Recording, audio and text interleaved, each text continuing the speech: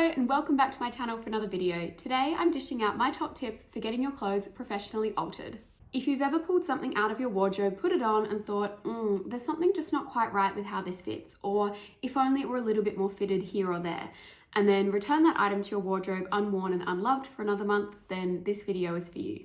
I've been familiar with the concept of getting my clothes altered all my life, I think. If it wasn't my mum taking me in to get a school skirt or a formal dress hemmed, then it was my grandmother taking me along to get her new pair of pants tailored. But it hasn't been until the last year or so that I've actually started getting my own clothes tailored. And I have to say, if you don't tailor your clothes, you are missing out on a really good fit. My number one tip with clothing alterations is to find yourself a really good dressmaker or tailor.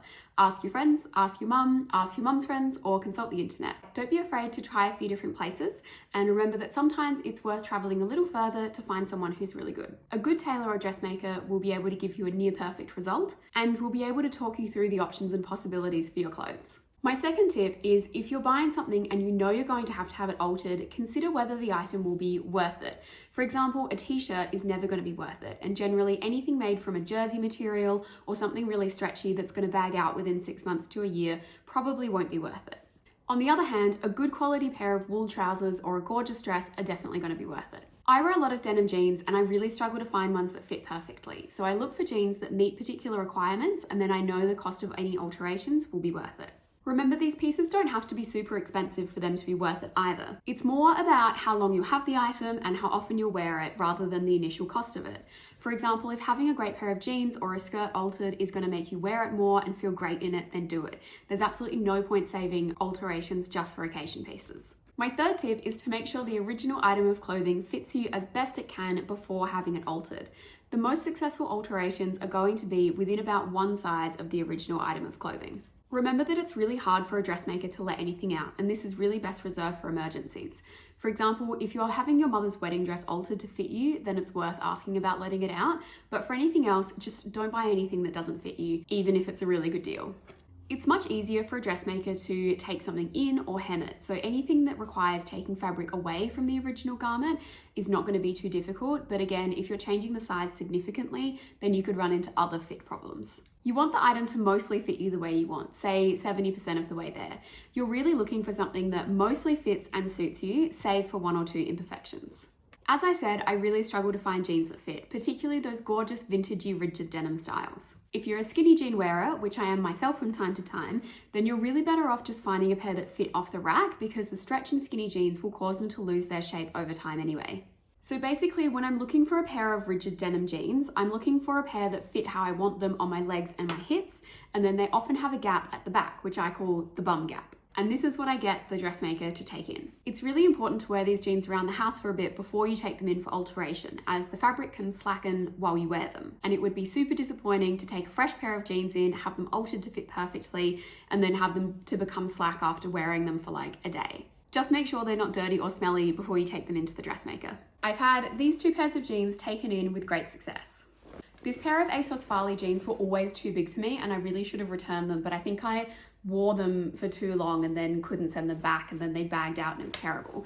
So for a long time they were strictly an around the house item for me, but I took them in recently to get altered, and they took the waist in, and they also took quite a bit of fabric further down the torso.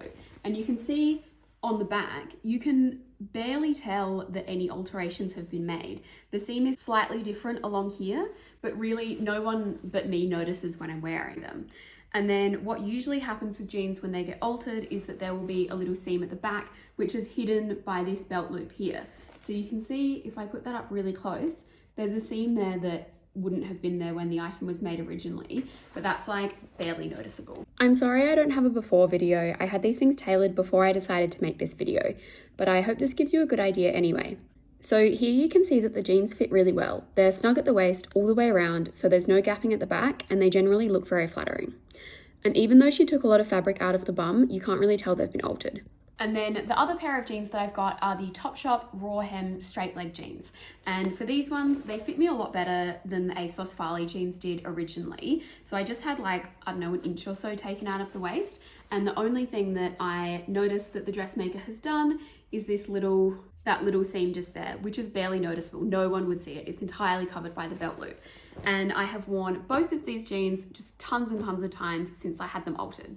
Same as the last pair of jeans, you can see there's no gapping at the back, and you can't tell they've been tailored because the work is so seamless. Sometimes a bit of visible stitching may be unavoidable, but for this particular job, it's completely hidden. Again, with skirts or dresses, you'll want to make sure they're as good a fit as possible before taking them in to get altered. If something is too long, you can get it hemmed. Just make sure if there's a pattern on the skirt that it's not going to be one that will be lost or disturbed by chopping the end off. Similarly, with the shape of the skirt, it often works best if the tailoring on the skirt is fairly simple towards the end, and for that reason, it often works best if you only get a couple of inches taken off. I had 8 inches taken off this leopard print skirt. When I bought it, it was a maxi skirt and I knew I wanted to get it taken up to be a midi or a knee length skirt. So they took 8 inches off. This is the section that they chopped off the bottom, and it did work out well, but it was a bit of a risk and it was definitely a bigger change than ideal. This is how the skirt looks on, and I don't think you can tell that it's been hemmed at all really. The pattern is the same all the way down, and the shape of the skirt is fairly even. It just kicks out a bit below the knees. So although she had to take quite a lot of fabric out, I think it's worked out well. As a general rule, a pencil skirt should be fairly simple to hem.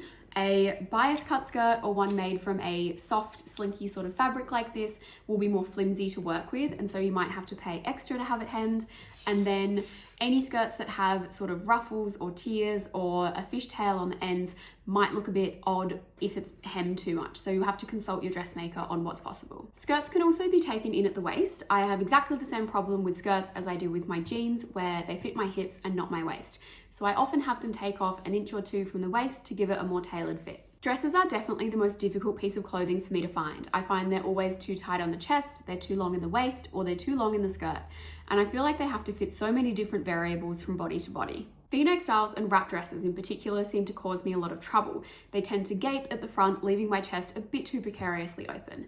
I think this happens to me because I have quite a short waist and torso, and so there's too much fabric in the top half of the dress. The dressmaker can often take some fabric out of the shoulders or out of the back to tighten things up a bit, and I have had this done to 2 dresses. This black Tallulah dress is very low cut in the front. It's probably made for someone with a smaller chest than me, but whatever, let girls wear what they want. So I had the dressmaker take some fabric out of the shoulders, and now it doesn't gape at the front and it is very secure on the chest. So for this dress, before I had it altered, I had to use double-sided tape to stick the fabric down to my chest. And if you've used that before, you would appreciate that it's not a perfect solution. So now the dress has had some fabric taken out of the shoulders, it really is much more wearable and secure. And the second dress I got altered was this Reformation wrap dress, which I picked up a few years ago. Now, Reformation make their dresses for someone who is clearly a lot taller than I am. And so it's always had some extra fabric in the front and the back. And so I had the dressmaker take just a bit of fabric out of the shoulders, and it's amazing how much better it fits now that that's been done. This dress is similar to the last dress where it gaped at the front, and you can see that it's been fixed by the tailoring. But it also gaped at the back in that there was some fabric that sort of hung down below the waistline, and that was just a bit annoying. So now you can see it just sits flat against my back, which is nice. That's all I have for today. I hope you found it helpful. If you liked this video, please like and subscribe, and I will see you back here for another video soon.